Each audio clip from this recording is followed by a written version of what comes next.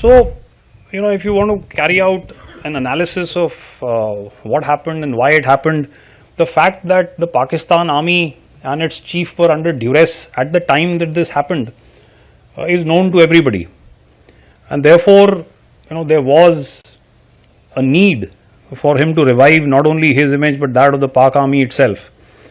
And I think the best way and the only way that is known to them was to do what they did, as cowardly as it may have been. And the inevitability of the Indian response, I think, was very much there. If you were going to carry out, this kind of an action in the manner that it was perpetrated. And of course, it doesn't take much to claim victory, especially when there hasn't been kinetic contact, and that was more a result because we were very clear as to what we were after. So we went after terrorists, and once that had been achieved, it wasn't our intention to escalate it unless compelled to do so.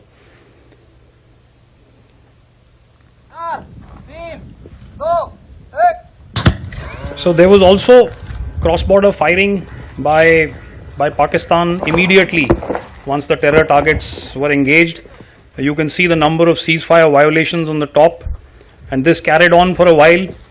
And at that point in time, if you recollect my media interaction, I'd said about 35 to 40 is what our estimate was. But the Pakistanis, possibly unwittingly, let out their awards list. I think last month it was on the 14th of August, and the number of posthumous awards that they awarded suggests to us now that their casualties on the line of control were also in excess of 100. We of course responded to these.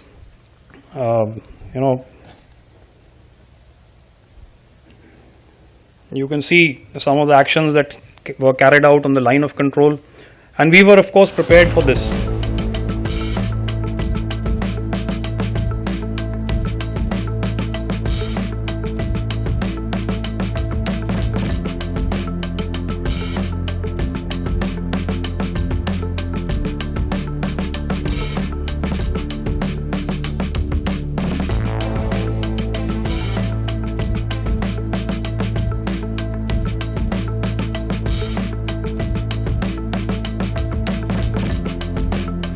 Okay, so the drones came, and that was especially large numbers even after the two DGMOs had spoken, and I think it's only congenital and in the vein of the enemy that we have to go back on their word.